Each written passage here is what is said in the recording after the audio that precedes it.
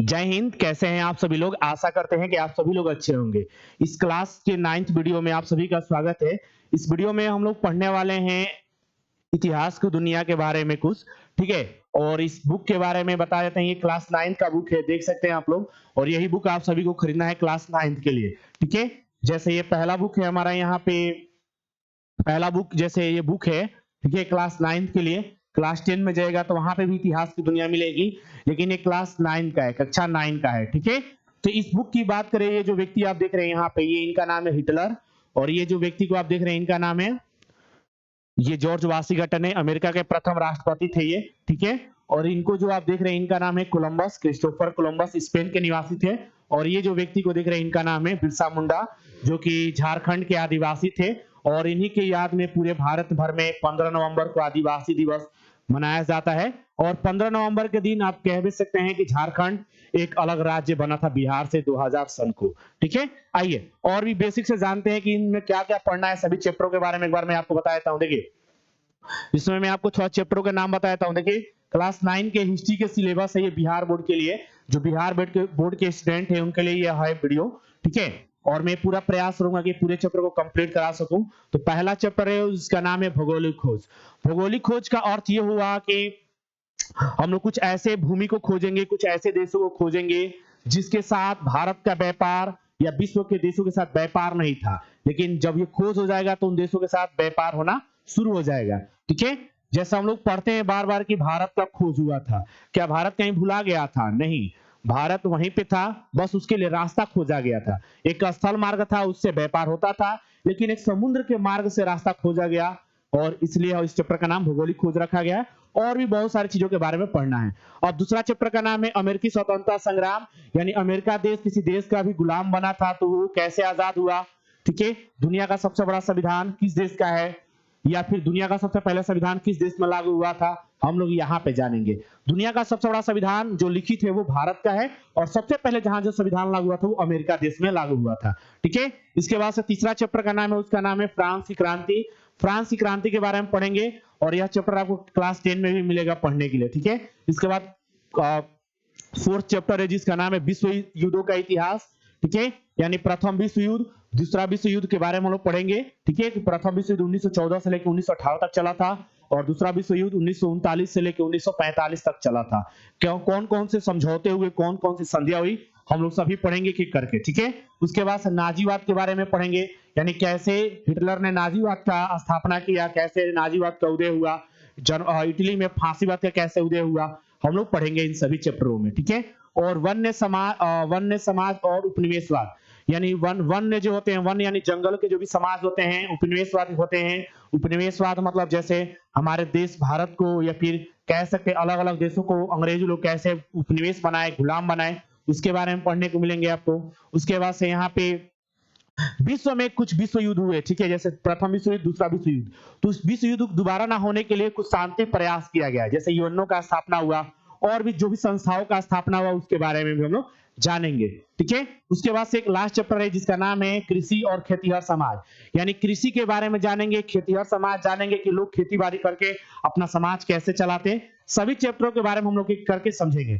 तो आज हम लोग बस एक बेसिक इंट्रोडक्शन लाए क्लास 9 के छात्रों के लिए। काफी उन लोगों का डिमांड था कि सर हमारा भी क्लास का वीडियो अपलोड करिए। क्लास 10 का रेगुलर आप करते हैं, लेकिन क्लास 9 के छात्रों के लिए नहीं करते हैं, तो उन बच्चों के लिए हमने यह वीडियो बनाया है, ठीक है। आगे देखा जाए तो आपने बुक के बारे में देख लिया, ये बुक खरीदना है आपको, ज्यादा कीमत नहीं है, 25 से 26 रुपए इसके दाम है। या फिर आप भारतीय भवन के बुक भी ले सकते हैं, या फिर और भी कोई पब्लिकेशन का बुक खरीद सकते हैं, ठीक है। तो ये क्लियर हो गए, ये कौन है, तो हिटलर साहब है, ये जॉर्ज वाशिंगटन है, ये क्रिस्टोफर कोलंबस है, और ये है आपके बिरसा मुंडा, ठीक है। चलिए आगे हम लोग और भी चीजों के बारे में समझते हैं, थोड़ा सा वर्ल्ड मैप देख लेते हैं हम लोग क्या पढ़ने वाले हैं। तो बहुत पहले मैंने आपको सभी कॉन्टिनेंट्स के बारे में, सभी महाद्वीपों के बारे में बताया था, एक बार फिर से बता देता हूं, ठीक है। यहाँ जो देख रहे हैं हमारा प्यारा भारत यहाँ पे है, ठीक है। और ये रहा यूरोप महाद्वीप, महाद्वीप या महादेश। तो यहाँ से पहले व्यापार होता था, कस्तूनतुनिया मार्ग कहलाता था, लेकिन एक समय के बाद यहाँ पे लड़ाई हो जाता है, तो ये मार्ग छोड़ के यूरोप के लोग बाबू इसी रास्ते से आते थे, और इसी को समुद्री रास्ता कहा गया। तो इसके बारे में हम लोग पढ़ेंगे जब मतलब अच्छे से समझेंगे, उस समय बात करेंगे, ठीक है।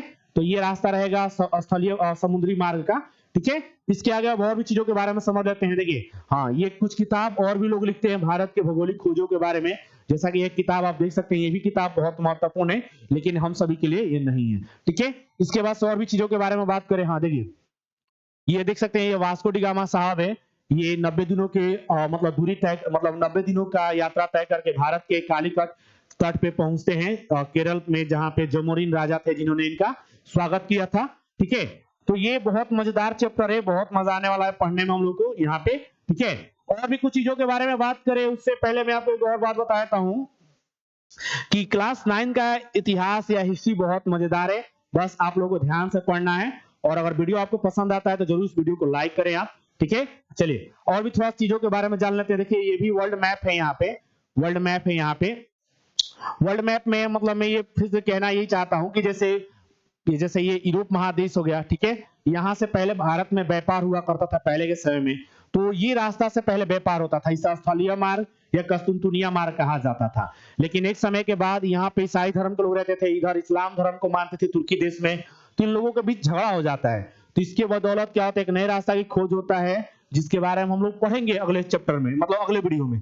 बस एक इंट्रोडक्शन वीडियो था कि आप लोग थोड़ा सा एक सहूलियत रख पाए, आपका भी वीडियो बन रहा है। ठीक है, चलिए और थोड़ा सा इसका बेसिक भी बता देता हूँ आप सभी को, थोड़ा सा इसका बेसिक भी बता देता हूँ। देखिए, इतिहास पढ़ने के लिए थोड़ा सा एक बेसिक चीजों के बारे में भी हम लोग जान लेते हैं, ध्यान दीजिएगा। यहाँ पे इतिहास पढ़ने के लिए कुछ बेसिक चीजों के बारे में भी बता देता हूँ, ध्यान दीजिएगा। इतिहास में अक्सर हमें बीते हुए काल के बारे में पढ़ा जाता है, जिसे हम लोग अतीत कह सकते हैं। अतीत मतलब कह सकते हैं पास्ट। ठीक है, और इतिहास किसे कहते हैं, बहुत सारे जानकारियां भी आप सभी को होंगी।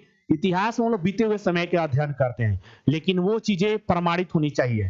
ठीक है, या तो लिखित साक्ष्य होना चाहिए उसके लिए, या फिर उसके लिए पुरातात्विक साक्ष्य होना चाहिए। ठीक है, और इतिहास का पिता किसे कहा जाता है, तो हेरोडोटस को कहा जाता है, हेरोडोटस को कहा जाता है। ठीक है, और उसके बाद से और भी चीजों के बारे में बात करें, यहाँ पे फटाफट हम लोग बात करते हैं यहाँ पे।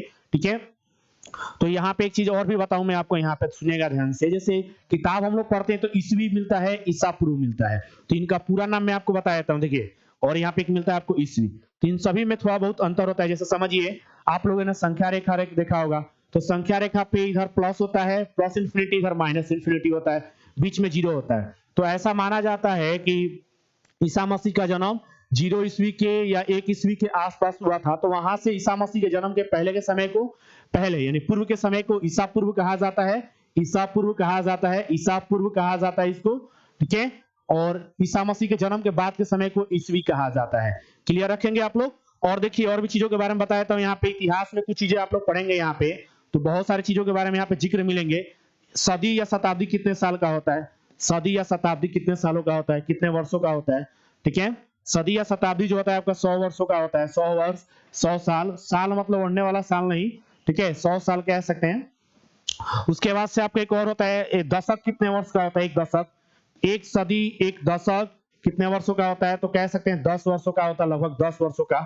ठीक है, 10 वर्षों का होता है। इसके बाद से और भी चीजों के बारे में बात करें यहाँ पे, जैसे आपको एक बात बताऊं, इतना तो मुझे लग रहा है क्लियर है आप सभी के डाउट। ठीक है, और भी चीजों के बारे में बात बताऊं यहाँ पे, तो ध्यान दीजिएगा कि अगर कोई पूछे कि अभी कौन सा सदी या शताब्दी चल रहा है, तो आप क्या कहिएगा, अभी आप कहिएगा 21वीं सदी चल रहा है, 21वीं सदी। कैसे, सुनिए मैं आपको बताता हूँ, 21वीं सदी चल रहा है, तो ये कैसे आप कहिएगा। देखिए, जब भी हम एक सदी का नाम लेना, तो एक सदी का मतलब ये हुआ कि 1 से लेकर 99 तक, 99 वर्ष को एक सदी कहेंगे हम लोग। ठीक है, जैसे अभी ये चल रहा है, अभी आपका चल रहा है, वर्ष चल रहा है 2024 चल रहा है, तो इसको हम लोग क्या मानेंगे, 21वीं सदी कहेंगे। ठीक है, 21वीं सदी। उसी तरह मैं आपको एक बात बताऊं, आप लोग जानते होंगे कि वास्को डी गामा आया था 1498 में, भारत में आया था, तो इसको हम लोग किस सदी मिलेंगे, 15वीं सदी मिलेंगे। ठीक है, 15वीं सदी या शताब्दी मिलेंगे। तो मैं आपको यही समझाना चाहूंगा, अगर 1405 चल रहा है तो ये कौन सा सदी होगा, 1401 से शुरू हो। देखिए ध्यान दीजिए, अगर मैं कह रहा हूं 15वीं सदी, तो इसका मतलब क्या है कि वह समय आपका 1401 से लेके 1499 के बीच का होगा। अगर मैं आपको कह रहा हूं, यहाँ पे ध्यान दीजिएगा, यहाँ पे अगर मैं कह रहा हूं आपका 16वीं सदी, 16वीं सदी, इसका मतलब क्या है, 16वीं सदी कह रहा हूं, तो इसका मतलब क्या है, 1501 से लेके 1599 तक के समय को 15वीं सदी कहा जाएगा। तो भौगोलिक खोज क्या है, इसके बारे में हम लोग अगले वीडियो में जानेंगे। तब तक के लिए जय हिंद, नमस्कार। चलिए सर, बन गया खतरनाक।